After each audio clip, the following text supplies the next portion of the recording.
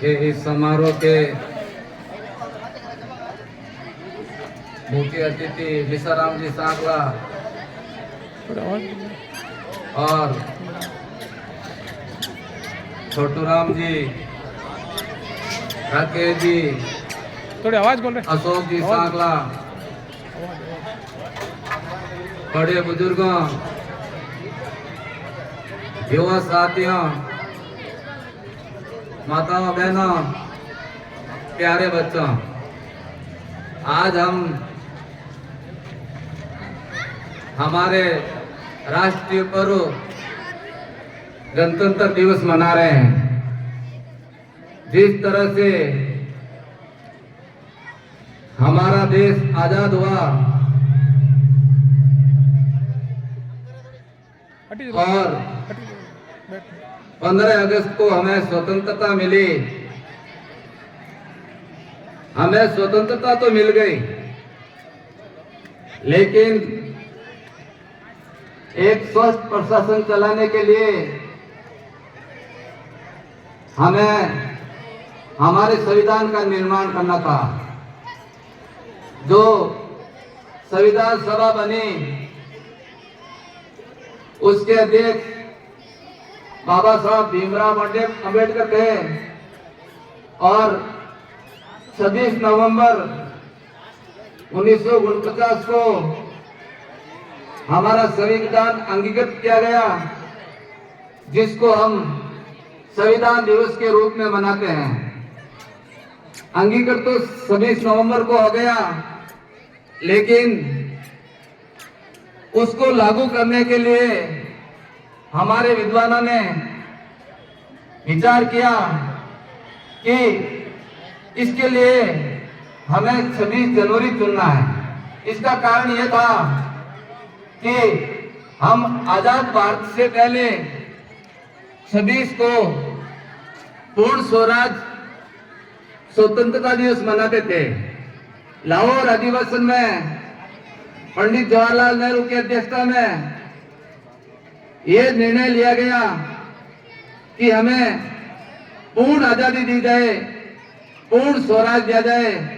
तो उस अधिवेशन में उन्होंने निर्णय लिया कि 26 जनवरी को हम ये संविधान ये हम मनाएंगे। तो इसलिए पूर्ण स्वराज के लिए 26 नवंबर से आजादी तक हम पूर्ण स्वराज या स्वतंत्रता दिवस मनाते थे। लेकिन 15 अगस्त को आजाद होने के बाद हमारा जो संविधान बना था, तो विद्वानों ने यह कहा कि भाई हमें 26 जनवरी को हम अपना संविधान लागू करेंगे। तो इसी तरह से हमारा संविधान 26 जनवरी को लागू किया गया और एक उसके बाद संविधान लागू होने के बाद अंग्रेज यहाँ से छोड़ के चले गए। जिस तरह से हमारे बड़े बुजुर्ग बताते हैं कि हमारे खेत से कुछ लाना भी हमारे बस में नहीं था। जिस तरह से हमारे महापुरुषों ने हमें आजादी दी रही, वो बहुत ही काबिले तारीफ है। उनको बहुत बहुत धन्यवाद है, क्योंकि उन्होंने अपने प्राण की परवाह न करते हुए अंग्रेजों से लोहा लिया और कई तरह के आंदोलन चलाए। महात्मा गांधी ने और पंडित जवाहरलाल नेहरू ने, लौह पुरुष सरदार वल्लभ भाई पटेल ने और हमारे जो भी स्वतंत्रता सेनानी थे, भगत सिंह, तो उन्होंने जिस तरह से उन्होंने मेहनत करके हमें आजादी दी रही, उस आजादी को अक्षुण्ण रखने के लिए हम आज 26 जनवरी को गणतंत्र दिवस मनाते हैं। और उसकी याद में कि किसी तरह की इस पे कोई आंच नहीं आए और किसी तरह के इस पे आने में कोई हमला ना हो संविधान पे, तो इस तरह से हमें हर बार संविधान ये गणतंत्र दिवस मनाते हैं। तो इसी तरह से हमें जिस तरह से हमारे शक्तियां मिली, उसी तरह से हम आज शिक्षा का जिस तरह से महत्व है, हमारे पूर्व यहाँ से जाकर के इंग्लैंड जाके शिक्षा लेने आते थे। अगर किसी को कलेक्टर की परीक्षा करनी थी तो वह परीक्षा देने के लिए इंग्लैंड जाना पड़ता था। लेकिन आज सब सुविधाएं यहाँ हो गई और शिक्षा का इतना अच्छा महत्व हो गया।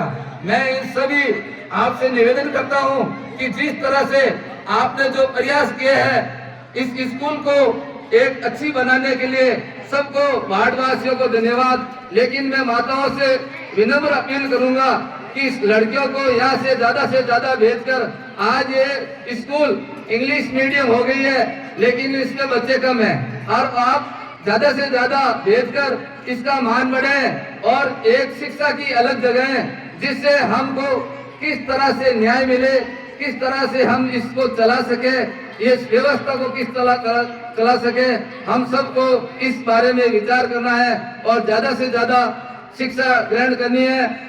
और जिस तरह से इस स्कूल विद्यालय स्टाफ ने हमें मान और सम्मान दिया, उनके लिए धन्यवाद। प्रिंसिपल साहिबा मोहनी किरण और उनका स्टाफ बहुत ही अच्छा कार्य कर रहा है, इसके लिए उनको धन्यवाद। और मैं सभी को एक बार फिर धन्यवाद देता हूँ। जय हिंद, जय भारत।